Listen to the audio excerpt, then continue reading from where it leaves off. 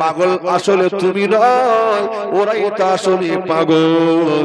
আর ওই পাগলদের চিকিৎসা ডাক্তার আমি আল্লাহ আপনাকে বানিয়ে দিলাম। একবার জোরে বলে, আরো জোরে হবে না?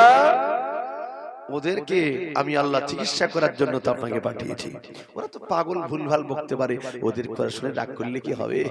আল্লাহ কিন্তু আবু লাহাব যে পাথর উঁচু করেছে আমাকে মারবে বলে, আল্লাহ ও যে আমাকে মারবে বলে পাথর তুলেছে সবার সম্মুখে, আমি নবী বড় ব্যথা পেয়েছি। আবু লাহাব চাচা ছিল না? হ্যাঁ ভাই, নিজের লোক ব্যথা দিলে কষ্ট বেশি লাগে না কম লাগে? নিজের লোক দিল ব্যথা, ও জানে না অপরিচিত লোক বলেছে দু কথা বলতে পারে, কিন্তু নিজের লোক যদি ব্যথা দেয় কষ্ট বেশি লাগে। তাই আল্লাহ নবী বলছে, আল্লাহ রে, আমার চাচা আজকে আমাকে এই কথা বলতে পারলো, আমার চাচা পাথর উঁচু করেছে আমাকে মারবে, আমি এই দুঃখটা রাখবো কোথায়? আল্লাহ জানিয়ে দেয়, হাবিব তুমি চিন্তা করো না, জাবলা পাথর উঁচু করেছে তোমাকে মারবার জন্য।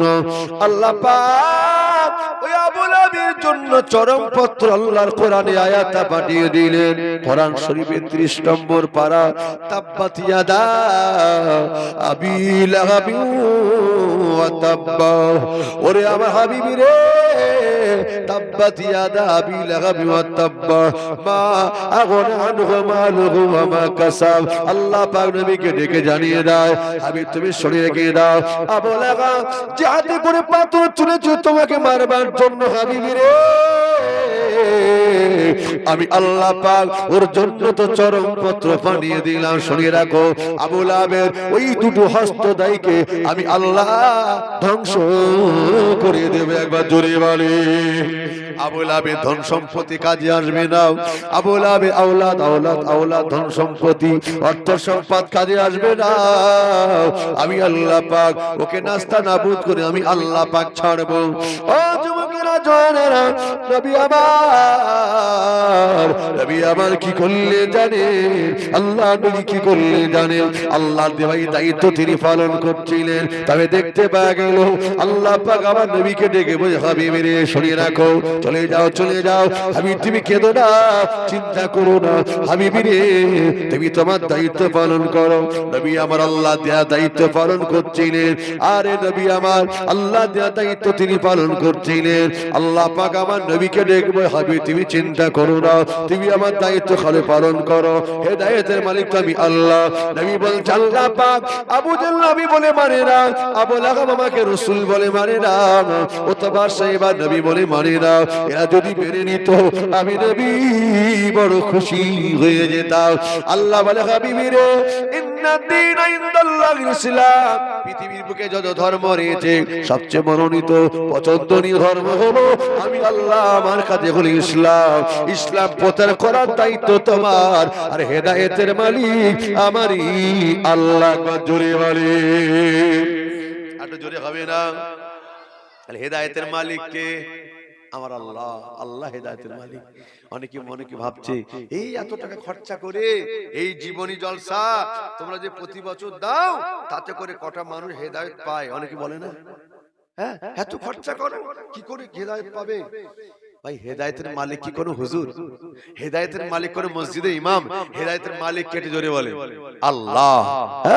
আল্লাহ যাকে চাই তাকে হেদায়েত দেবে। হেদায়েতের দায়িত্ব যদি আল্লাহর নবীর হাতে দিতেন, আমার নবী তাহলে আবু লাহাব আবু জাহেলকে আগে হেদায়েত দিয়ে মুসলমান বানিয়ে দিতেন। ঠিক না ভুল বলেন? তাহলে হেদায়েতের দায়িত্ব আছে আমার আল্লাহর হাতে। একবার জোরে বলুন সুবহানাল্লাহ। ও নওজোয়ান যুবকেরা, ছেলেরা, বাচ্চারা, নবীর উম্মত-উম্মতানিরাও, তবে দেখতে পাওয়া গেল নবী আবার দ্বীনের দাওয়াত দিতে শুরু করে দিলেন। যুবকেরা রে, আল্লাহ নবী আল্লাহ দেওয়া দায়িত্ব তিনি পালন করছিলেন।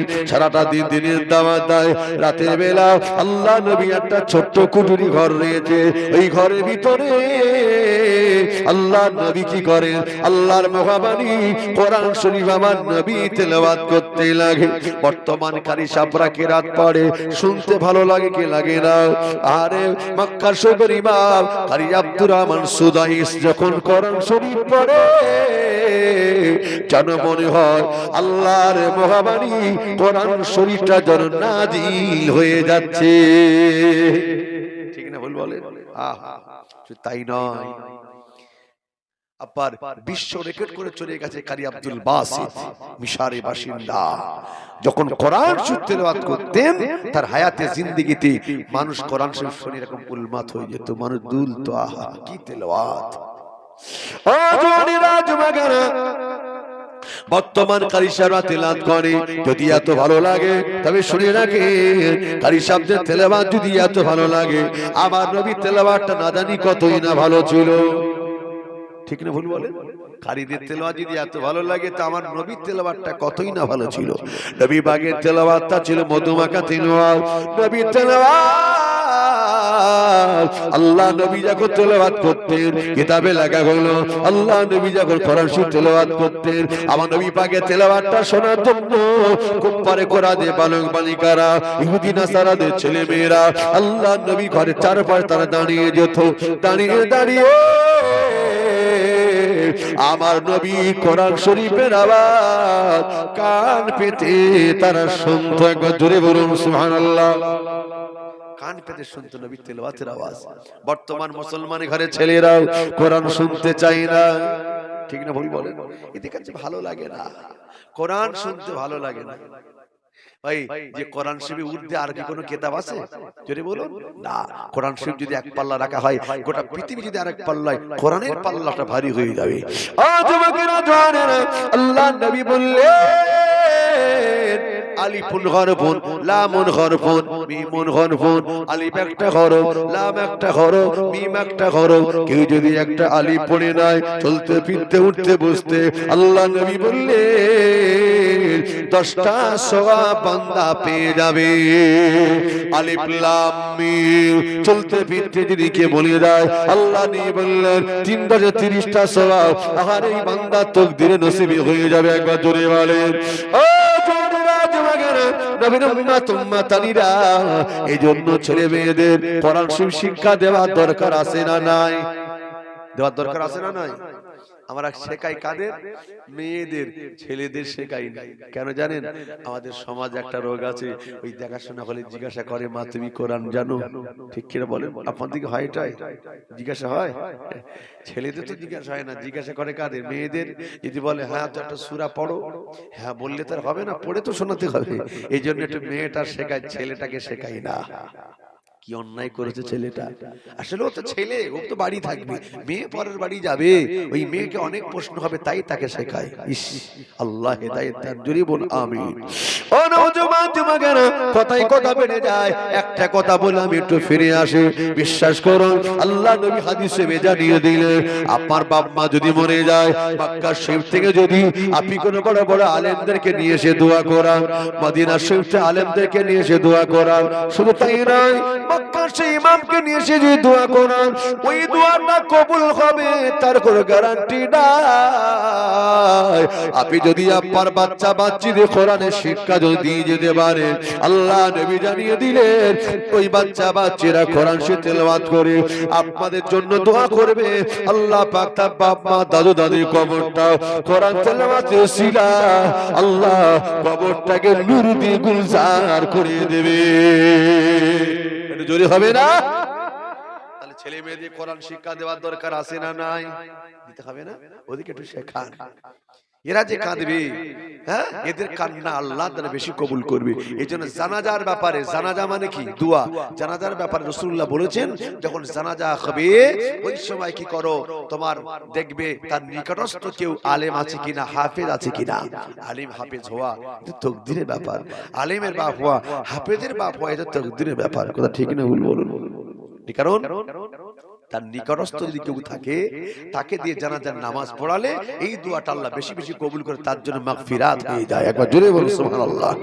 ও নওজোয়ান যুবকেরা, কোরআনে অনেক মর্যাদা, কোরআনের মর্যাদা সম্পর্কে যদি বলি আমি, কোরআনের মর্যাদা সম্পর্কে যদি আমি বলতে যাই, তবে কিন্তু এদিকে আর ফিরতে পারবো না। তবে শুনে রাখেন, একটা কথা মাথায় রাখুন, আর একটা কথা বলে একটু ব্যাকে চলে আসি। আল্লাহ নবী বললেন, যে ব্যক্তি কোরআনে হাফেজ বেড়ে যাবে কোন মহিলা হোক চাই পুরুষ কোরআনে হাফেজ যদি বেরিয়ে যায়, ওই হাফেজ কোরআনের দিলটা কবরের ভিতরে পুষবে না। একবার জোরে বলি কিয়ামতের দিনে হাফেজ কোরআনের মাথায় নূরের তাজ পরানো হবে, তার বাপ মায়ের নূরের তাজটা পরানো হবে। এজন্য হাফেজ কোরআনের বাপ মা হওয়া আরে তার বন্ধু বান্ধব হয়ে যাওয়া অনেক তকদিরের ব্যাপার। হাফেজ কোরআনের বাপ মা যদি না হতে পারেন, কোরআন শরীফে হাফেজ কোরআনের বাপ মা যদি না হতে পারেন, আলেমে দ্বীনের যদি বাপ মা হতে পারে, মা বাপ মা যদি না হতে পারে, অন্তত নিকটস্থ বংশের যদি কেউ থাকে অন্তত তাকে অন্তত পড়ান। যদি তা যদি না হয় অন্তত পক্ষে হাফেজ কোরআন আলেম যদি থাকে তাদের সঙ্গে মহব্বত রাখেন, ভালোবাসা রাখেন। কিয়ামতের দিনে আলেম হাফেজ যদি কোনো বন্ধু থাকে, আমার আল্লাহ পাক তার ওসিলায় নাজাত দিয়ে দিতে পারে। একবার জোরে বলে, আরো জোরে হবে না। নবী তেলাওয়াত করছেন আর শুনছে কারা? মক্কার বালক বালিকারা। এই দৃশ্যখানা দেখে এখন কানে খবর চলে গেল কার? আবু লাহাব, আবু জাহেল, উতবা, শাইবা, আবু সুফিয়ান। এরা সব কারা? আমার নবীর বন্ধু নাকি গো? আমার নবীর দুশমন, কোরআনের দুশমন, আল্লাহর দুশমন। কথা ঠিক না ভোটি বলুন? ওদের একটা পার্টি অফিস ছিল, ওই পার্টি অফিসটার নাম ওর দারুন নাদুয়া। কি নাম? দারুন নাদুয়া। ওই পার্টি অফিসের ভিতরে আলোচনা করতে লাগে, শুনে রাখো যে মুহাম্মদকে মিটিয়ে দেওয়ার চিন্তা করি, যে কোরআনকে মিটিয়ে দেওয়ার চিন্তা করি। আজ মুহাম্মদ ওই কোরআন শরীফটা তেলাওয়াত করে, আমাদের বাচ্চারা শুনতে যায়, আমাদের বড্ড ভয় হয় ওই বাচ্চারা হয়তো মুহাম্মদ দেখা দিয়ে ঈমানের কালমা পড়ে মুসলমান হয়তো হয়ে যাবে। কি করা যাবে? কি করা যাবে? আওয়াজ তুলে দিল, ওর একটা আওয়াজ ছেড়ে দিয়েছে। কি আওয়াজ জানে? হে মুসলমানেরা শুনে রাখো, হে মক্কার মানুষেরা, বালক বালিকারা, কুফারে কুরাইশে বালক বালিকারা, ইহুদি নাসারাদের ছেলে মেয়েরা, শুনে রাখো, জেনে রাখো, আজকে পর থেকে যদি মুহাম্মাদের কোরআন শুনতে যায়, ওর কানে সীসা গলিয়ে ঢেলে দেওয়া হবে। কোরআন শুনতে গেলে সীসা গলিয়ে ঢেলে দেওয়া হবে। আর কেউ কেউ কোরআন শুনতে যাবে? তা কি সম্ভব? আর কেউ যেতে চাই না। তবে কিতাব এসে কেউ কিন্তু ঘুমাই নাই, সব অপেক্ষায় ইন্তজার ছিল কখন আল্লাহর নবী কোরআন পড়বে। তাই যখন আল্লাহর নবী কোরআন শরীফ পড়ছিলেন, বালক বালিকারা ওরা ঘরের দরজার পাশে জানলার পাশে কানটা লাগিয়ে ইন্তজার করছে, অপেক্ষা করছে আমার নবীর মধুমাকে কোরআন শুনবে বলে। একবার জোরে বলুন। যারা কোরআন শুনতে দেয়নি, কিতাব এসেছে আবু জাহেল, আবু লাহাব, উতবা, শাইবা, আবু সুফিয়ান। জানেন যারা কোরআন শুনতে দেয় নাই ওরা রাতে ঘুমাচ্ছে। অনেক কথা একটু হালকা করে বলে যাই, ওরা ঘুমাচ্ছে। আল্লাহ পাক বলছে, ওরে হাওয়া আমার নবীর মধুমাখা তেলাওয়াতের আওয়াজ একটু আবু জেলে কানে পৌঁছে দে। একবার জোরে বলুন। আবু জেলে কানে যেই পৌঁছে দিল, আবু জেল চুপকে গেল। আরে এ কি আওয়াজ? ঘুমটা ভেঙে গেল। জীবনে এমন সুরিত কণ্ঠ আমি কখনো শুনি না, এ তো মধুমাখা আওয়াজ। উঠে পড়ল আবু জাহেল, কোথা থেকে আসে আওয়াজটা আমাকে একবার দেখতে হবে। তাই আবু জাহেল দেখলে এই আওয়াজটা অন্য কোন জায়গায় না, ওই আওয়াজটা আমার ভাতিজা মুহাম্মাদের ঘরের ভিতর থেকে আসছে। একবার জোরে বলে, এত জোরে হবে না। আওয়াজটা আসতে করছে কে? আল্লাহর নবীর ঘরের ভিতর দিয়ে। আবু জাহেল বলছে, দূর থেকে যদি এত ভালো লাগে, কাছাকাছি গেলে আরো ভালো লাগবে কি লাগবে না? কাছাকাছি গিয়ে কানটা লাগিয়ে শুনছে, এত ভালো লাগছে। আবু জাহেল যে কোথায় আছে নিজে জানে না, দাঁড়িয়ে দাঁড়িয়ে শুনছে, এত ভালো লাগছে, সে জানেন আমি আছি কোথায়। শুধু আবু জাহেল নয়, ওই ক্যাটাগরি আবু লাহাব, উতবা, শাইবা, আবু সুফিয়ান, ওই ক্যাটাগরি ভিতরে ছিল যে তার সব রাতের বেলা চুরি করে করে লুকিয়ে লুকিয়ে আসছে। কোথা থেকে আওয়াজ আসছে দেখি তো। রাতটা ছিল আধার, অন্ধকারের রাত। আল্লাহর নবীর ঘরের চারপাশে দাঁড়িয়ে আছে, কেউ কাউকে দেখতে পায় না। আমাবস্যা, কালো অন্ধকার ঘুটঘুটি রাত, কেউ কাউকে দেখতে পায় না, চিনতে পারে না। একদম নিঃশব্দে যে দাঁড়িয়ে কোরআন শুনছে। আল্লাহর নবী কোরআন শরীফটাকে বন্ধ করে দিয়ে যে তুলে দিলেন, এখন আবু জাহেল, উতবা, শাইবা, আবু সুফিয়ান এরা যারা ছিল, এদের চেতনা ফিরেছে। হাই হাই, আমরা আছি কোথায়? আমরা নিষেধ করেছি কোরআন শুনতে দেব না, আর এখন আমরা কোরআন শুনতে এসেছি। একবার জোরে বলা যাবে না? আল্লাহ পারে কি পারে না? আল্লাহ সব কিছু করতে পারে। এখন এরা দেখছে পালাতে হবে। আবু জেল বলছে আমি পালাই, আমাকে দেখলে আর কেউ মানবে নাকি এই আইনটা? আবুলা বলছে আমিও পালাই, আমি যদি আমাকে যদি কেউ দেখতে পাই আইন আর চলবে না। যে দাস সব পালিয়ে যাচ্ছে, আল্লাহ পাক ডেকে বললেন ওরে জমিন রে, লিল্লাহি মা ফিস সামাওয়াতি ওয়া মা ফিল আরদ, আসমান আর জমিনের মালিকটা কে একটু জোরে বলে? আল্লাহ। আল্লাহ ডেকে বলছে জমিন রে, ওরা যে যার সব নতুন নতুন রাস্তা অবলম্বন করে ফিরে যাচ্ছে, ওই জমিনের রাস্তা শুনে রাখো, একটা চৌরঙ্গি একটা চৌমাথা বেনে যাও, আমি আল্লাহ একে অপরের সাথে একটু সাক্ষাৎ ঘটিয়ে দেবো। একবার জোরে বলি, আর একটু উচ্চ আওয়াজে হবে না, চিল্লে বলা যাবে না। এবার সব পালাতে গিয়ে ধরা পড়ে গেল। দিদি আবু জাল তুমি, Abu Sufiyan, hi Utba Saiba, hi hi তোমরা কেন একটু বলো না, তোমরা কেন? চমকে গেল, দেখছে তো আর কেউ নেই, সবই যখন আমরা, আর কি মিথ্যা করে বলা যায়? যে মুহাম্মদ বিরুদ্ধে সংগ্রাম করছি, ওই মুহাম্মাদের কোরআন তেলাওয়াতের আওয়াজ কানে গেল, পাগলের মতো দৌড়ে তার দোরগোড়ায় দাঁড়িয়েছিলাম। তুমি কোথায়? আমিও। এরা বলছে আমরা যখন কোরআন শুনতে এসেছি, তা আপনি তো আমাদের নেতা, আপনি কোথায় গেছিলেন? আবু জেল বলছে আমিও মিথ্যা কথা বলবো না, আমিও মুহাম্মাদের দোরগোড়ায় দাঁড়িয়ে কোরআন শুনতে গেছিলাম। একবার জোরে বলুন, আরো যদি হয় না।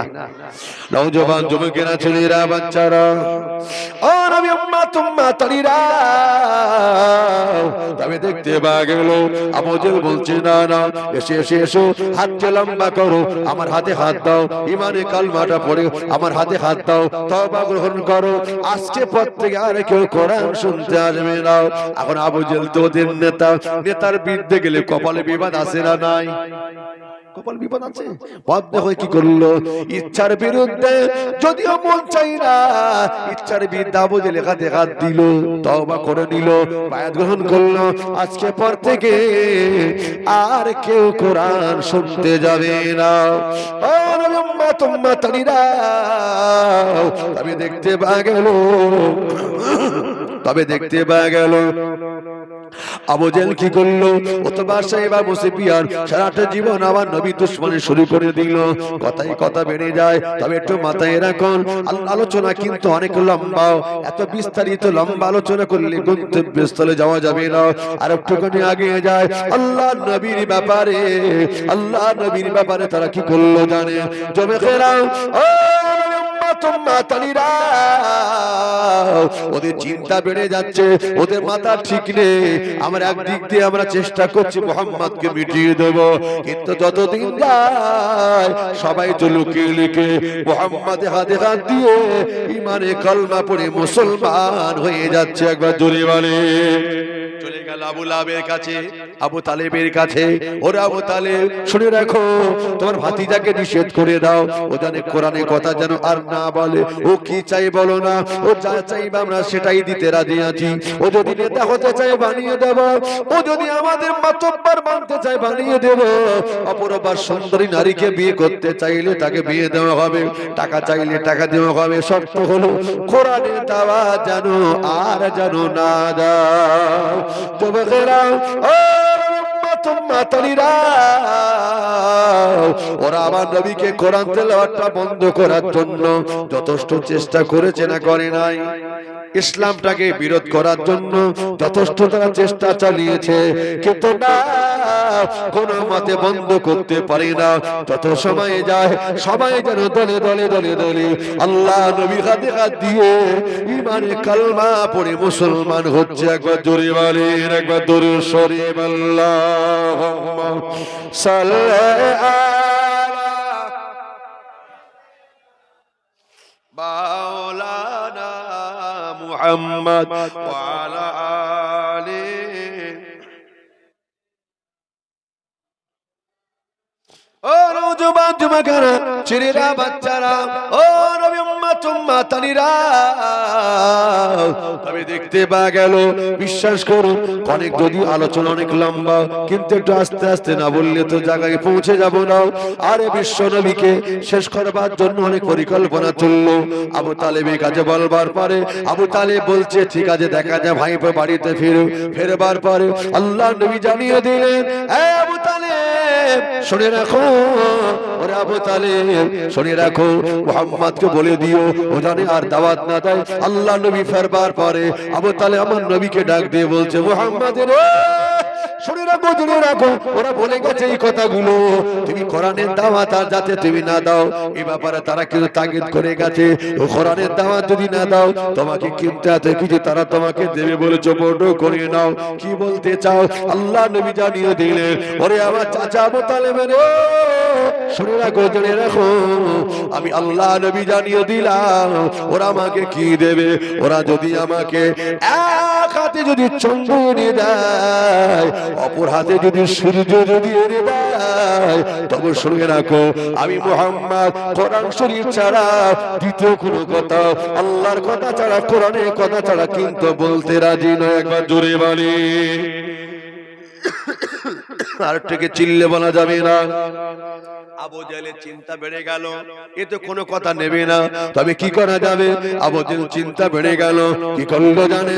কিতাবে লেখা হলো আবু জেহেল কিন্তু একটা গর্ত খুলে ফেলেছে। আবু জেহেল কি করেছে? একটা গর্ত খুলেছে, ওই গর্তটা কম বেশি 70 ফুট গর্ত। কি করা হবে? ওই গর্তের ভিতরে আল্লাহর নবীকে ফেলা হবে। রাতের শেষ ভাগে সে যখন ইবাদত করতে যাবে তখন কি করবে? তাকে গর্তের মধ্যে ফেলে দেওয়া হবে। চিন্তা পরিকল্পনা করে নিল, চিন্তা করে নিল, সিদ্ধান্ত হয়ে গেল। গর্তটা তৈরি করবার পরে ওই গর্তের উপরে পাটকাঠি দিয়ে কচু পাতা বিছিয়ে দিলে তখন আল্লাহ নবী এখান থেকে পার হবে। আবুলার সৈন্যগণকে বলে দিল, তোমরা একটুখানি লক্ষ্য রাখো, এই না পরে বাড়ির দিকে রওনা হয়ে যায়। রাতের আধারে সময় যদি পার হয় তবে দেখতে পাওয়া গেল না না না, আল্লাহ নবী তিনি ঘর থেকে পার হয়ে আসবেন। আবু জেহেল মাঝে মাঝে একটু চলে যায়, আবার আসে, আবার যায়, একটু দেখতে থাকে, দেখতে কি করা যায় কখন মুহাম্মদ গর্তে পড়বে, এটাই আমাদের অপেক্ষা। রাতের শেষ ভাগে এসেছে, সবাই যখন ঘুমিয়ে গেল, আল্লাহ নবী গর্তে বেরিয়ে পড়েছে। নবী আমার গটি গটি আগে যাচ্ছিলেন, আল্লাহ পাকে জানিয়ে দেয়, ওরে আমার জিবরাইল রে, আমি আল্লাহ তোমাকে কি জন্য বলেছি, জীবন চলে যাও, চলে যাও, চলে যাও, চলে যাও, তোমার ওই নূরের টানাটাকে নিয়ে আহারে এই গর্তের মুখে বিছিয়ে দাও। আমার নবী গর্তে পড়ে যাবে, আমি আল্লাহ চাই না। আরে যখন গর্তের মুখে বিছিয়ে দেওয়া হলো, আবু জেহেল তিনি অপেক্ষায় ইন্তজারে রয়েছে কখন মুহাম্মদ গর্তে পড়বে। কিন্তু আল্লাহ নবী যখন ওই গর্তের উপর দিকে আসবে, আল্লাহ ইস্তেগফার করে জিবরাইলকে পাঠিয়ে গর্তের উপর ডানা বিছিয়ে দিলে দেখতে পাওয়া গেল আল্লাহ নবী টুক টুক করে কদম তুলে, কদম তুলে, কদম তুলে নবী আমার জিবাসামের ডানার উপর দিয়ে পা দিয়ে হেঁটে চলে গেলে আল্লাহ ইস্তেগফার করে আমার নবীকে ইবাদতের জন্য পাঠিয়েছিলেন। একবার জোরে বলে। আরে দেখে আবু জেহেল মনে করছে কি ব্যাপার, এখনো পর্যন্ত মুহাম্মদ কি গর্তে পড়েনি, একটু আগে যাইতো। কিতাব এসেছে যখন আগে গিয়ে গর্তের মুখে দাঁড়িয়েছে, দাঁড়াবার পরে দেখতে পাওয়া গেল আল্লাহ বলছে, জিবরাইল এর চেয়ে মক্ষম সুযোগ আর পাওয়া যাবে না, যা। আবু জেহেলের পিছনে একটা মারো লাথি, হ্যাঁ জিবাসলাম লাথি মেরেছে, হুড়মুড় করে ওর গর্তে নিজে পড়েছে। গর্তের মধ্যে পড়ে খুঁজছে মুহাম্মদ কই, মুহাম্মদ কই, আমার নবী কি ওখানে আছে? আল্লাহ আমার নবীকে ইস্তেগফার করে পাঠিয়ে দিয়েছে, আর ও বেটা গর্তের মধ্যে খুঁজছে মুহাম্মদ কই। গর্তে যার খোঁড়া গর্তে সেই পড়েছে, গর্তের মধ্যে খুঁজছে রাসূলুল্লাহ কই, মুহাম্মদ কই। তবে দেখতে পাওয়া গেল আল্লাহ পাক একটা বোর্ড লিখে দিল, চলে যাও, এই বোর্ডটাকে নিয়ে গর্তের মুখে একবার টাঙিয়ে দাও। কি লেখা আছে তাতে? যত দূরই দেখি না কেন আবু জেহেল হাত পর্যন্ত পৌঁছাবে না, যত দূরই নামাক আবু জেহেল হাত পর্যন্ত পৌঁছাবে না, যা। বোর্ডটা জিবাসলাম টাঙিয়ে দিয়েছে, এবার অত দড়ি নামানো হয়। এবার সবাই বুঝে গেল আবু জেহেল পড়ে গেছে গর্তে, ওকে দেখো গর্ত থেকে তুলতে হবে, দড়ি নামানো হয়। আল্লাহ পাকের হুকুম হয়ে গেল, আবু জেহেলের পায়ের মাটিটা আবু জেহেলকে এমন করে জমিনের তলদেশের দিকে আগিয়ে নিয়ে যাচ্ছে, আবু জেহেল গর্ত থেকে উঠতে পারে না। ও জনেরা যুবকেরা, আবু জেহেল দেখলো যখন সকাল হচ্ছে, গর্তের মধ্যে তো আলো প্রবেশ করার কথা, কিন্তু আলো তো দূরে যা।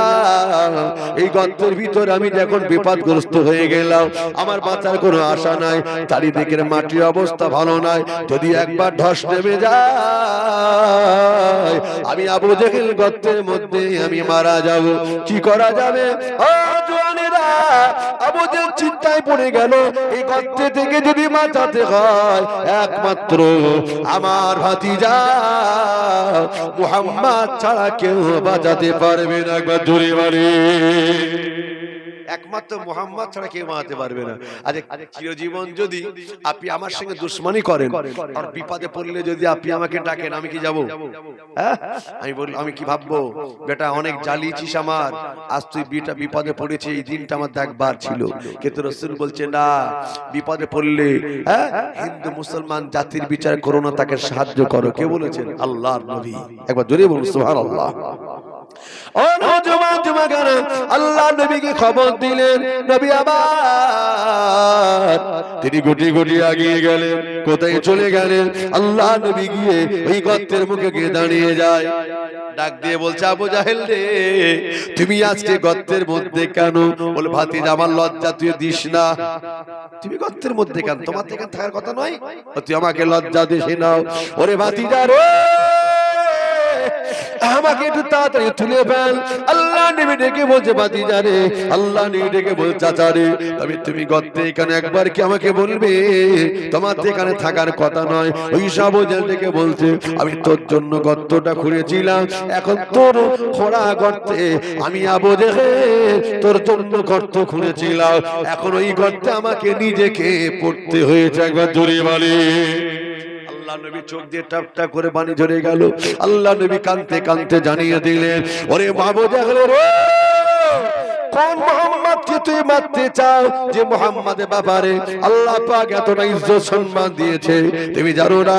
আমার আম্মা যখন, আহারে শুনে রাখো, আমি যখন মায়ের পেটের মধ্যে ছিলাম, আমার মা যখন রাস্তা দিয়ে হেঁটে হেঁটে যেত, উপর থেকে কোনো পাখি যদি উড়ে যেত, আমার মাকে দেখে ওই পাখিগুলো দূরে থেকে চলে যেত, যাওয়া যাবে না। চেয়ে চেয়ে দেখো, আমি না, আরে বিশ্ব নবীর মা যে চলে এসেছে, না না না, তার পেটের ভিতরে বিশ্ব নবী রয়েছে, তার মাথার উপর দৌড়ে যাওয়া যাবে না, এই না মনে করে দূরে থেকে তার উড়িয়ে চলে যেত।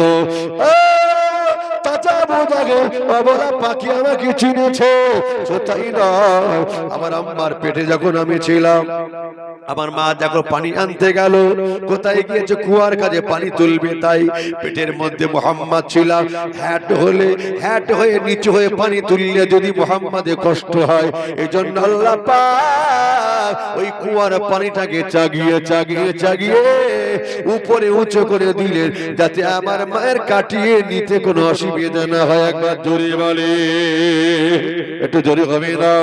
ও জওয়ানেরা, ও চাঁদপুরের মুসলমানেরা, আমি দেখতে পাওয়া গেল আল্লাহ নবীর অনেক কথা শুনিয়েছেন।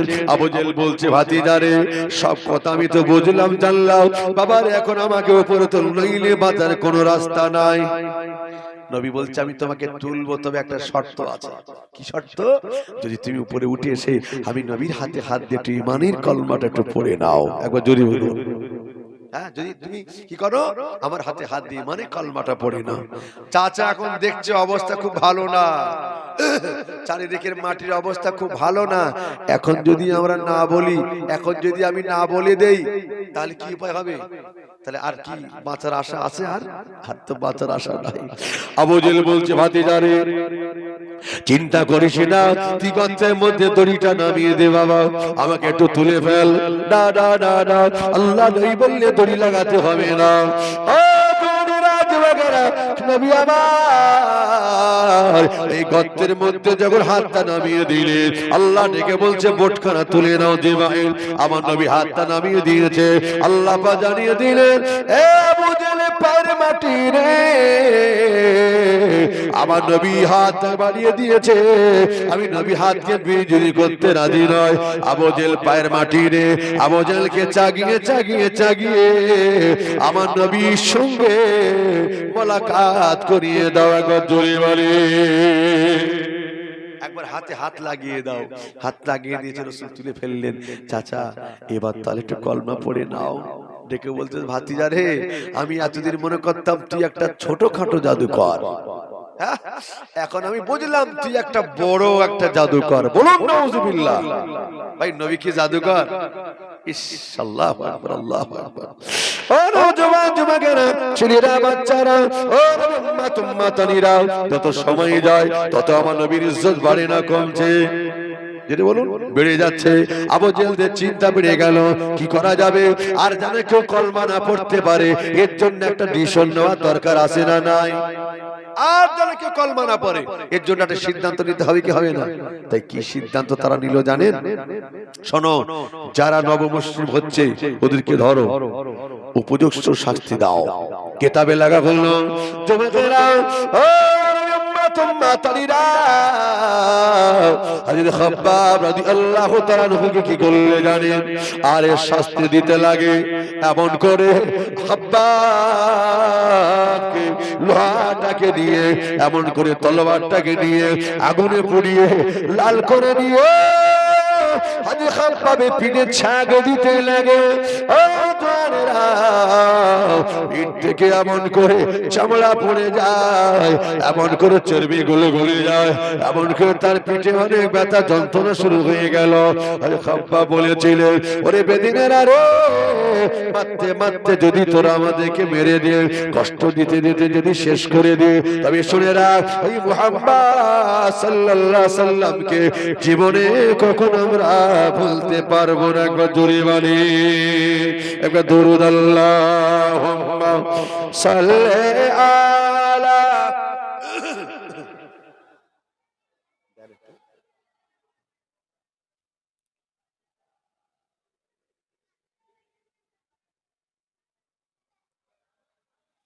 একটু দরুদ শরীফ, আল্লাহুম্মা সাল্লি আলা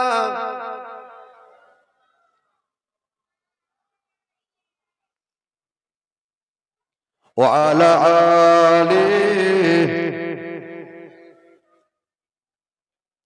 জন্ম আমার নবীর যুগে হলে কেমন হতো, জন্ম আমার নবীর যুগে হলে কেমন হতো, তো নয়নে রাসূল পাক দেখিলে কেমন হতো, তো নয়নে রাসূল পাক দেখিলে কেমন হতো, জন্ম আমার নবীর যুগে হলে কেমন হতো। আল্লাহুম্মা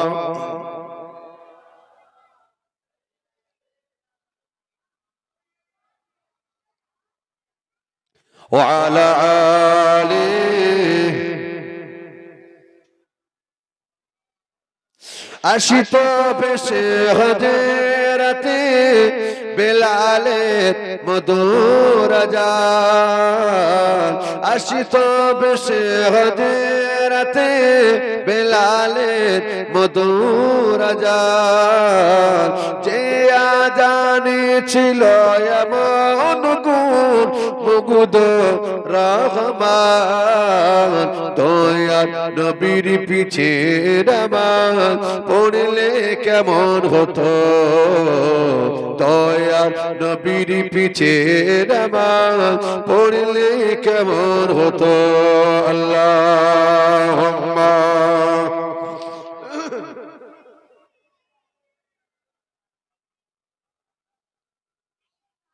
ওয়া আলা আলিহি।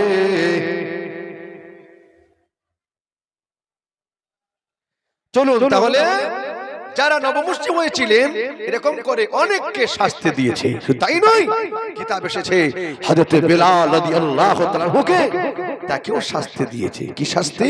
বেলাল ছিল উমাইয়া ইবনে খালফের গোলাম। আলোচনা এক একটা ধরলে অনেক বড় বড়, একটু আস্তে আস্তে এগিয়ে যাই, না গেলে ঠিক জায়গা তো আস্তে আস্তে যাওয়া যাবে না। হযরত বেলাল রাদিয়াল্লাহু তাআলা আনহু তিনি ছিলেন উমাইয়া ইবনে খালফের গোলাম। হযরত বেলাল তিনি কি করছেন? হাতে হাতে কাজ করেন আর জবানে জবানে আমার নবীর শানে দরুদ শরীফ পড়ছিলেন। একবার জোরে বলুন। উমাইয়া ইবনে খালফ বলছে, বেলাল তুমি কি পড়ছো বলো তো একবার? তুমি যে ঠোঁটটা নাড়ছো কি বলছো? উমাইয়া ইবনে খালফ বলেছিল আমি না মুহাম্মদ সাল্লাল্লাহু আলাইহি ওয়াসাল্লামের নামে একটু দরুদ শরীফ পড়ছি। মানে আমি ওই মুহাম্মদ সাল্লাল্লাহু আলাইহি ওয়াসাল্লামকে একটু নবী বলে মেনে নিয়েছি। একবার জোরে বলুন। আরো জোরে বলা যাবে না? তোমার তো সাহস তো কম নয়। এই তুমি আমার নুন খাবে, মুহাম্মাদের গুণ গাইবে? তুমি আমার গোলাম হয়ে মুহাম্মদকে নবী বলে মানবে? এটা কখনো দিনের জন্য আমি মেনে নিতে পারবো না। চরম অপরাধ করেছো, কলেমাটা ছেড়ে দাও। হযরত বেলাল কাকতি মিনতি করে বলেছিলেন, ওরে আমার মুনিব, আমি আপনার কাজে ফাঁকি দেব না। আমি যতটা কাজ করছি আপনি কাজের চাপ বাড়িয়ে দিলে তবুও সে কাজ করব আমার সমর্থ অনুযায়ী। তবে শুনে রাখো, আপনি না ওই মুহাম্মদ সাল্লাল্লাহু আলাইহি ওয়াসাল্লামের কলমা ছাড়ার কথা আমাকে বলবেন না, ইসলাম ছাড়ার কথা আপনি আমাকে বলবেন, এই অনুরোধটুকু আপনি রাখেন। উমাইয়া ইবনে খালফের মেজাজ খারাপ হয়ে গেল। উমাইয়া ইবনে খালফের মেজাজটা খারাপ হয়ে গেল। কেন জানেন? উমাইয়া ইবনে খালফ বলেছিল, আরে ও জওয়ানেরা জুমাকানা, উমাইয়া ইবনে খালফ অবাক হয়ে গেল, আমার গোলাম হয়ে আজকে মুহাম্মদ খাদে কলমা পড়বে, এটা তো কখনো মেনে নেওয়া যায় না। অত্যাচার শুরু করতে চাই, কলমাটা ছেড়ে দাও, নইলে কিন্তু মারকে মরণ হবে, বাঁচার তোমার কোনো রাস্তা নাই। যুবকেরা, ও নবী উম্মত উম্মতারিরা, অতীতে দেখতে পাওয়া গেল হযরত বেলাল ডেকে বললে, সরিয়ে রাখো, না না না, আমি গোলাম বলে ভাবে আমার প্রতি অত্যাচার করো না, তুমি আমার প্রতি যা কিছু করবে আমি সরিয়ে রাখো। আমি শেষ একটা কথা বলে দেই, আমাকে তুই মারো আর কতল করো আর শেষ করে দাও, যে কলমাটা পড়ে নিয়েছি আমার জীবন থাকতে এই কলেমা ছাড়তে আমি রাজি নই। একটু জোরে হবে না? কি গো, কেউ যদি আমাদের রাতের আধারে আমি চলছি, হঠাৎ যদি কেউ একটা আমার কিনা অরিজিনাল নাই নকল যদি একটা বন্দুক পিস্তল যদি আমার বুকে ধরে, এই তুই মুসলমান না হিন্দু বল, তখন আল্লাহর কিনা আমি হিন্দু, হ্যাঁ বাঁচার তাগিদে, কথা ঠিক না ভুল বলে? কিন্তু হযরত বেলাল বলছেন আমি মরেও যাব, কিন্তু শুনে রাখো আল্লাহর নবী ছাড়তে আমি রাজি নয়, আমাকে জবরদস্তি ভাবে আমাকে বাধ্য করো না। ও নওজোয়ান যুবকেরা, ছেলেরা, বাচ্চারা, ও নবী উম্মত উম্মতারিরা, হযরত বেলাল রাদিয়াল্লাহু তাআলা আনহু কি করলেন জানেন? কি ডেকে বলতে লাগলেন, এ উমাইয়া, ওরে আমার মালিক রে, যে মুহাম্মদকে আমি নবী বলে মেনেছি, আমাকে বাধ্য করো না ছাড়তে, জীবন চলে যাবে, আমি কখনো ছাড়তে পারবো না, কোনো কথা হবে না। চাবুক নিয়ে আঘাত করতে লাগে, আঘাত করতে লাগে। ও জওয়ানেরা, যতই মারে ততই বেলাল আহাদ আহাদ আহাদ শব্দটা তিনি ধরে ধরে বলতে লাগে, তোরা আমাকে যত জোরে জোরে মারবে তত জোরে জোরে আহাদ। আল্লাহ পাকে দিও, আল্লাহ ইজওয়ান, আল্লাহ এক বলে আমি স্বীকার করে নিয়েছে, আমি আল্লাহকে ভুলতে রাজি নয়, আল্লাহর প্রিয় নবীকে নবী বলে মেনে নিয়েছে, আমি ছাড়তে রাজি নয়, তার মহাবাণী কোরআনকে কোরআন বলে মেনে নিয়েছে, ইসলামটা সত্য ধর্ম মেনে নিয়েছে। মারতে মারতে যদি মেনে দাও, কোরআন ছাড়তে রাজি নয়। আবু জাহেল মারে, উমাইয়া ইবনে খালফ মারে, মারতে মারতে একজনের হাত যদি ব্যথা হয়ে যায়, চাবুকটা পরে হাতে দিয়ে দেয়, কিন্তু মারটা বন্ধ হয় না। মারতে মারতে চামড়া খসে গেল, ও যুবকেরা, রক্ত রঞ্জিত হলো গোটা বডিটা, দেহটা, গোটা চেহারা ক্ষত বিক্ষত হলো, জমিনটা পড়ে ভিজে কাদা হয়ে যাচ্ছে। হযরত বেলাল আর চলতে পারে না, আল্লাহ জমিনে হযরত বেলাল উঠিয়ে গেলেন। যুবকেরা রে, ও উম্মত উম্মতারিরা, হযরত বেলাল জমিনে পড়ে লুটিয়ে গেলেন, আর গোড়াগড়ি গোড়াগড়ি যায়, তবুও কিন্তু মাঠটা বন্ধ হয় না। ওরে বেলাল রে, এখনো সময় আছে, কলেমাটা ছেড়ে দে, নইলে তিনবার খেয়ে মরে যাবি, তোর বাঁচাবার জন্য কেউ আসবে না। হযরত বেলাল জমিনে গোড়ায় গড়ি দিয়ে বলেছিলেন, হে উমাইয়া ইবনে খালফ, ওরে আমার মালিক রে, তুমি যদি আমাকে এভাবে মারতে মারতে যদি জমিন আমাকে মেরে দাও, আমার শেষ নিঃশ্বাসটা ত্যাগ করা পর্যন্ত আল্লাহর নবীকে ভুলতে রাজি নয়। একটু জোরে হবে না? ও নবী উম্মাতুম্মা তানিরা, ও যুবকেরা, ছেলেরা, বাচ্চারা, কি অত্যাচার হযরত বেলাল সহ্য করেছিলেন, নবীর সাহাবারা কি অত্যাচার সহ্য করেছিলেন, কিন্তু নবীকে বলে না জিন্দেগি কতটা কষ্ট ভোগ করতে হয়েছে। আল্লাহ নবীকে ছাড়ে নাই, আল্লাহকে তারা কিন্তু বলে নাই। নওজোয়ান যুবকেরা আমরা খাই দেয় আরামে করে ঘুরে বেড়ায়, আজান হলে মসজিদে যাই না, কি মুখ তুমি কিয়ামতে আমার নবীকে দেখাবে? ওরে যুবকেরা রে, ও উম্মাতুম্মা তানিরা, তবে দিনে দেখতে পা গেল হযরত বেলাল রাদিয়াল্লাহু তাআলা আনহুর প্রতি অত্যাচারটা বেড়ে যায়, কমে না। এরপরে কি করলো জানে? পায়ে দড়ি বেঁধে দিয়েছে, আর মক্কার বালক দেখাতে দড়িয়ে দেয়, হে বালকেরা পায়ে রশি বেঁধে দিয়েছে, টানতে থাকো, বেলালকে জমিনে টানতে থাকো। একে পিঠের চামড়া উঠে গেল, রক্ত রঞ্জিত হয়ে গেল, পুরো চেহারা ক্ষত বিক্ষত হয়ে গেল। এরপরে জমিনে উত্তপ্ত বালির উপরে টানতে থাকে, যে বালির উপরে খালি পায়ে দাঁড়ানো যায় না, খালি পাতে ঘোরা যায় না গো। নওজওয়ানেরা, ও যুবকেরা, তরুণীরা, খালি পায়ে হাঁটা যায় না, চলা যায় না। তবে দেখতে পাওয়া যায় উত্তপ্ত বালির উপরে হযরত বেলাল ক্ষত বিক্ষত দেহটাকে নিয়ে টানতে লাগে। হযরত বেলাল যত কষ্ট হয় আহাদ আহাদ শব্দ উচ্চারণ করে। ও যুবকেরা, জওয়ানেরা, তাই নয় গো, তাই নয়। তবে দেখতে পাওয়া গেল কখনো কখনো হযরত বেলাল বুকের উপরে পাথরটা চাপিয়ে দিয়েছিলেন, হে বেলাল কালেমা ছেড়ে দে, নাইলে তোর প্রাণ নাশ করে দেওয়া হবে। হযরত বেলাল অক্সিজেনটা যেন বন্ধ হয়ে যায়, জানটা যায় আর আসে, প্রাণটা যেন যায় আর আসে। এরা মনে করে মরে গেল, পাথরটা নামিয়ে নেয়, আবার দেখছে বেলালের এখনো পর্যন্ত অক্সিজেনটা জারি আছে। তবে কেন টানতে টানতে উমাইয়ার কাছে পৌঁছে দেয়, হে উমাইয়া, সারাটা দিন ধরে কষ্ট দিয়েছি ওই বেলাল, তার মুহাম্মাদের নবীকে সে ভুলতে চায় না গো। জোরে বলে, আরো জোরে হবে না? এরকম অত্যাচারিত আমরা হয়েছি, এর কিঞ্চিত পরিমাণ হয়েছে আমরা হইনি। ইসলামের মর্যাদার জন্য আমাদের কাছে পূর্ণাঙ্গ ভাবে নাই। যারা কষ্ট করে ইসলাম পেয়েছে, মর্যাদা তো তারাই দিয়েছে। কথা ঠিক না ভুল বলেন? ও যুবকরা, ছেলেরা, বাচ্চারা, হযরত বেলাল রাদিয়াল্লাহু তাআলা আনহু ওরে কি করলে জানেন? ডানা থাকতে পারেন না, তিনি অস্থির হয়ে গেলেন, ছটফট করতে লাগেন, পানি তৃষ্ণায় ছটফট করতে লাগে, ছাতিটা যেন ফেটে যায়। রাতে বেলা আটকে রাখা হলো তাকে, পানি দাও, পানি দাও। আরে হুঁশ ফিরে বলছে একটু পানি দাও, ডেকে বলছে শুনে রাখো বেলাল, পানি না, তুমি যা চাইবে তোমাকে দেওয়া হবে, কলেমা শুনে দাও। আরে বেলাল বলেছিল, আমি যদি অবস্থায় পানি তৃষ্ণায় যদি অত্যাচারিত হয়ে যদি মারা যায়, একবারের জন্য আল্লাহ নবীকে ভুলতে রাজি নয়। তবে দেখতে পাওয়া গেল এইভাবে অত্যাচার চলতে লাগে। হযরত আবু বকর সিদ্দিকের কানে খবর চলে গেল।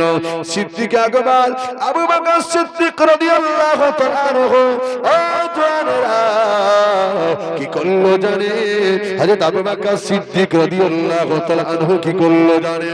আর তিনি সহ্য করেন না, কাঁদতে কাঁদতে পাগলের মতো দৌড়ে চলে গেলেন, পাগলের মতো চলে গেলেন। হে উমাইয়া, দাঁড়িয়ে যাও, অত্যাচার করো না, করো না, করো না, ও তো মরে যাবে। তোমরা এইভাবে যেভাবে অত্যাচার করছো, শুনে রাখো, যত টাকা দিয়ে কিনেছো তার চেয়ে অধিক টাকা আমি আবু বকর দিয়ে দিলাম। এক কাজ করো, হযরত বেলালকে আমি আবু বকরের কাছে বিক্রি করে দাও, যত টাকা লাগে দেবো, দিয়ে দাও। তুই যে টাকাতে কিনেছো ওর থেকে 20 টাকা চাইলে দিয়ে দেবো। এরা দেখছে এ মার খেয়ে মরতে মরতে মরে যাবে, এর আর মেরে লাভ নাই, যা, এই দরকার নেই, যখন দিয়ে দিলাম। আবু বকরকে বিক্রি করে দিল। আবু বকর সিদ্দিক রাদিয়াল্লাহু তাআলা আনহু কি করলেন জানেন? হযরত বেলালকে সঙ্গে করে নিয়ে, আরে চলতে পারে না, উঠতে পারে না, হাঁটতে পারে না, বড় কষ্ট করে নিয়ে গেলেন। হযরত আবু বকর সিদ্দিক বাড়িকে নিয়ে গিয়ে নিজে হাতে সেবা করতে লাগে, ট্রিটমেন্ট করতে লাগে, নিজে হাতে ট্রিটমেন্ট করতে লাগে, সেবা করতে লাগে। ও জওয়ানেরা, যুবকেরা, নিজে হাতে ট্রিটমেন্ট সেবা করে নিয়ে অবশেষে দেখতে পাওয়া গেল বেলাল সুস্থ হয়ে গেলেন। ওই সময় ডেকে বললেন, ও আবু বকর, ও নবীর সাহাবা আবু বকর রে, আমি বেলাল জানতে চাই, আজ তো আমার মালিকটা চেঞ্জ হয়ে গেল। এতদিন ছিল উমাইয়া, এখন আবু বকর আপনি আমার মালিক হয়ে গেলেন। তবে আমি একজন মুসলমানের ঘরে এসেছি, এটা আমি বড় সন্তুষ্ট হয়ে গেলাম। ওরে আবু বকর রে, ওরে আমার মনিবের মালিক রে, তুমি আমাকে যা খুশি দিয়ে কাজটা করিয়ে নিও, তবে একটা শর্ত হলো, অন্তত দিনে একটা আল্লাহ নবীর নুরানি চেহারাটাকে একটা বার দেখতে দিও। একবার জোরে বলে, আরে জোরে হবে না? হযরত আবু বকর সিদ্দিক ডেকে বলেছিলেন, ওরে বেলাল রে, শুনে রাখো, জেনে রাখো, ও বেলাল তুমি শুনে রাখো, বেলাল তুমি জেনে রাখো, দাদা বেলাল তুমি একবার শুনে রাখো নাও, আমি তোমাকে কিনেছি, আমার বাড়ি মাইন্দার চাকর গোলামের জন্য কিনি নাই, আমি আমার ব্যক্তিগত কাজের জন্য কিনি নাই। মুসলমান বিপদে পড়লে সাহায্য করা তার জন্য অজীব, এই বিপদে পড়ে গেছো, তোমার সাহায্য করবার জন্য আমি যতটুকু পেরেছি আগিয়ে গেছে। ওরে বেলাল রে, আজ থেকে তুমি কারো গোলাম নও, আজ থেকে তুমি কারো মাইন্দার চাকর নয়, আজ থেকে আমি আবু বকর তোমাকে আজাদ করে দিলাম। একটু জোরে হবে না? ও নওজোয়ান যুবকেরা, হযরত বেলাল রাদিয়াল্লাহু তাআলা আনহু কি করলে জানেন? না, হযরত বেলাল অন্য কোন জায়গায় গেলেন না। হযরত বেলাল রাদিয়াল্লাহু তাআলা আনহু আল্লাহ নবীর দরবার সেই মদিনা মসজিদ হাজির হয়ে যায়। আল্লাহ নবীকে লক্ষ্য করে সালাম দাও, আসসালাতু ওয়াসসালামু আলাইকা ইয়া রাসূলুল্লাহ হাবিবাল্লাহ। আমার নবীকে সালাম দিলে, আমার নবী সালামের জবাব দিয়ে হযরত বেলালের দিকে তাকিয়ে নবী আমার থরথর করে কেঁদে দাঁড়িয়ে যায়।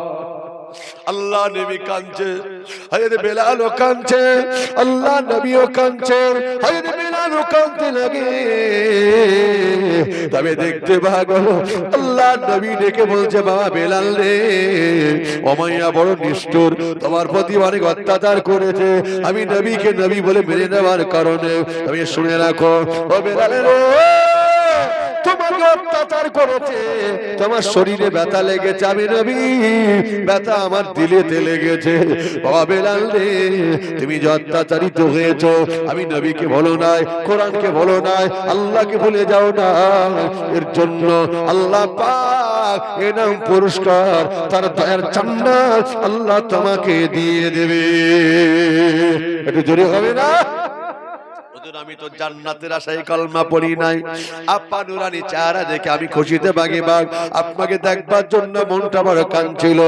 এখন আমি আপনাকে পেয়ে গেলাম, আমি বেলাল আর আমি কিছু চাই না। ও জওয়ানেরা, যুবকেরা, ছেলেরা, বাচ্চারা, ও নবী উম্মত উম্মাতনিরা, এইভাবে ওরা আমার নবী সাহাবাদের প্রতি অত্যাচার করেছে, কিন্তু না, তারা কিন্তু আল্লাহ নবীকে বলে নাই, কোরআনকে বলে নাই। যুবকেরা রে, আল্লাহ নবী দোয়া চেয়েছিলেন, ও রব্বি আল্লাহ, আবু জাহেল কে না ভাই, ওমরকে তুমি ইমানে কালমা খানা পড়িয়ে দাও। কেন না, আজকে রাজের সবচেয়ে বড় নেতা মাতব্বর, যদি এদের ভিতরে একদম যদি কালেমাটা পড়ে লাই, আমি নবী আমার ইসলাম প্রচার করাটা সহজ হয়ে যাবে। আল্লাহ পাক আবু জাহেলকে নয়, আল্লাহ ওমরকে কবুল করে নিয়েছেন। আবু জাহেল ডেকে বললেন, হে ওমর, চলে যাও, দেরি করো না। এই মুহাম্মদ আজকে দিনেতে ওর হাতে যে কলমা পড়ে নিয়েছে, এত অত্যাচার করি কিন্তু কলমাটা ছাড়ে না, আগে মুহাম্মদকে শেষ না করলে গদি আর টেকবে না। কে আছো, চলে যাও, এই আমার চলে যাও, বিনিময়ে 100 উট তোমাকে দেওয়া হবে, 100 উটে নাম দেওয়া হবে, 100 দৌড় তোমার পুরস্কার দেওয়া হবে। হযরত ওমর কি করলেন, তলোয়ারটা হাতে নিয়ে তিনি ঘোড়ার পিঠে সারি হয়ে তিনি নির্ভীর গতিতে এগিয়ে যাচ্ছে। আল্লাহ নবীকে মারবেন, ও যুবকেরা জওয়ানেরা, পথের মধ্যে দেখতে পাওয়া গেল নাঈম বিন আব্দুল্লাহ, আমার নবী পাকের একজন সাহাবা। তিনি মুসলমান, কিন্তু তিনি তার পরিচয়টা গোপন রেখেছেন। তিনি মুসলমান হয়েছেন, এই পরিচয়টা তিনি তখনও দেন নাই। আর লুকিয়ে রেখে চিৎকার করে রেখে বললেন, এই আমার বিভৎস এমন করছে না নিয়ে, হাতে তলোয়ারটাকে নিয়ে ঘোড়ার পিঠে উঠে দ্রুতগামীতে তুমি কোথায় যাচ্ছ একটা বার বলো না। ডেকে বলছে, হে নাঈম বিন আব্দুল্লাহ, আমি যাচ্ছি মুহাম্মাদের মাথা কেটে নিয়ে আসতে। নাঈম বিন আব্দুল্লাহ বলছে, তুই পারবে? মানে তুই মুহাম্মাদের মাথা কাটবে? বলছে, হ্যাঁ। কেন রে, তুই কি সে মুহাম্মাদকে নবী বলে মেনেছিস নাকি রে? বল, তাহলে তোর থেকে আমি আগে শুরু করে দেই। ওমর ফারুকের রাগ কি কম টম ছিল বলে মনে হয়? হ্যাঁ, হযরত ওমর ফারুকের রাগ, যখন রেগে যেতেন মাথায় পাগড়ি বাঁধা থাকা কালি নিয়ে যদি রেগে যেতেন, পাগড়ি ভেদ করে চুল দাঁড়িয়ে যেত। কি রাগ! এরকম রাগী মানুষ জীবনে দেখেছেন? জালালি মেজাজ। আল্লাহু আকবার। এই তুই কি কলমা পড়েছিস? তবে বল, তোর থেকে আমি আগে শুরু করি। নাঈম বিন আব্দুল্লাহ মনের ভিতরে গুরু গুরু করে কেঁপে উঠলো। হ্যাঁ, ওমর বলে কি, ওমর যা বলে তাই করে। না, আমি মুসলমান হইনি। কিন্তু মিথ্যা কথা বলে উনি, সত্য বলেনি। এটা মান্তিকের কথা, যা শরীয়তে বলা চলে। উনি বললেন, আমার বাপ দাদার 14 পুরুষের উপর আমি ঠিক আছি। এর দ্বারাই তিনি বুঝিয়ে দিলেন তার বাপ দাদার 14 পুরুষ লক্ষ্য করলে নবী ইব্রাহিম, নবী ইসমাইল, তার বাপ দাদা 14 পুরুষ, সেদিকে তাকিয়ে উনি মুসলমান। সেটাই তিনি নিজের মনকে বুঝিয়ে ওমরকে বোঝালেন, আমি মুসলমান হইনি। একবার জোরে বলো সুবহানাল্লাহ। তবে শুনে রাখো ওমর রে, তুমি যে মুহাম্মাদকে মার্ডার করতে যাচ্ছ, যে মুহাম্মাদকে কতল করবে, শুনে রাখো, জেনে রাখো, তুমি কি খবর রাখো, ওই মুহাম্মাদের হাতে হাত দিয়ে তোমার বোন ফাতেমা আর তোমার দুলা ভাই সাঈদ ঈমানে কলমা পড়ে মুসলমান হয়ে গেছে। একবার জোরে বলে, আরো জোরে হবে না? এই কথা শুনে ওমর তো অবাক। আরে বলিস কি রে, আমার বোন বোনাই এত বড় সাহস? আমি কখনো মানতে পারি না, আমি বিশ্বাস হই না। তবে ওমর রে, তুমি একবার তোমার বোন বোনা বাড়ি থেকে একবার খবর নিয়ে দেখো না। ও যুবকেরা, হযরত ওমর রাগের গতিটা আরো বেড়ে গেল। ঘোড়াটা ঘুরিয়ে নিলেন, সেবারেটাকে ঘুরিয়ে নিয়ে বোন ফাতেমা দুর্ঘটনায় চলে যায়। হঠাৎ দেখতে পাওয়া যায় দরওয়াজায় টোকা দিল টুকটুক করে। ওই ঘরের ভিতরে, ওই ঘরের ভিতরে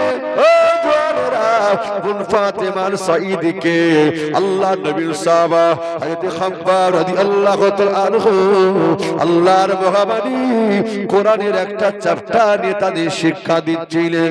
কোরআন শরীফে কম বেশি কিতাব এসেছে, আল্লাহর মহাবাণী কোরআন শরীফে শিক্ষা তিনি দিচ্ছিলেন। ওমরের কোরআন আওয়াজ যখন শুনতে পেলেন, হযরত খাব্বাব তাড়াতাড়ি করে তিনি ঘরের মধ্যে লুকিয়ে পড়লেন। ওমর যখন এসেছে, উপায় আছে আর? হ্যাঁ, বোন ফাতেমা বোন বোনাই কলমা পড়েছে, আর আমি খাব্বাব তাদেরকে কোরআনের শিক্ষা দিচ্ছি, আর এখন তার ভাই ওমর এসেছে। হ্যাঁ, খাব্বাব বলছে, ওদেরকেও মারবে, তার সাথে আমাকেও মারবে। আমি যে বাঁচবো আর তার কোনো গ্যারান্টি নেই। কি জান বাঁচানোর তাগিদে লুকিয়ে পড়লেন। কিন্তু বাঁচাবার মালিক কে? জোরে বলেন, আল্লাহ। ও তোমরা, আল্লাহ যদি বাঁচায়, পৃথিবীর কারো ক্ষমতা নেই তাদেরকে শেষ করবার। আল্লাহ যদি শেষ করে দেয়, পৃথিবী কোন ডাক্তার সায়েন্সের বিজ্ঞানের ক্ষমতা নেই বাঁচাবার। ঠিক না ভুল বলেন? কারণ বাঁচাবার মালিক কে? আল্লাহ। এই জন্য সব ব্যাপারে ভরসা রাখতে হবে কার উপরে? আল্লাহর উপরে, আল্লাহর উপরে। আল্লাহ ছাড়া আমাদের কে আছে? কথা ঠিক না ভুল বলেন? ও জনেরা, যুবকেরা, ও উম্মতরা, ওদিনে দেখতে পাওয়া গেল হযরত খাব্বাব রাদিয়াল্লাহু তাআলা আনহু উনি লুকিয়ে পড়লেন। তবে দেখতে পাওয়া গেল না না না, বোন ফাতেমা ভীতি সংগ্রস্ত হয়ে গেল। আমার ভাই ওমর এসেছে, আস্তে করে দরওয়াজা খুলে দিলে, ওরে ভাই ওমর রে, কি ব্যাপার, কি সংবাদ নিয়ে এসেছেন ভাই বলুন না। ভাই ওমর রে, কি সংবাদ নিয়ে এসেছে বলুন না। ওই সময় ডেকে বলছেন, তুমি আর আমার বোনাই দুজন মিলে নাকি ইমানে কলমা পড়েছো, মুহাম্মাদের হাতে হাত দিয়ে, এটা কি সত্য কথা? তার ডেকে বলছেন ভাই রে, আমি মিথ্যা কথা বলবো না, কারণ মিথ্যা বললে সত্যটা ঠিক বেরিয়ে যাবে আস্তে আস্তে, তাই না? কি দরকার মিথ্যা বলার? আর আমার নবী শিখিয়েছে মিথ্যা কথা বলা মহাপাপ, কথা ঠিক না?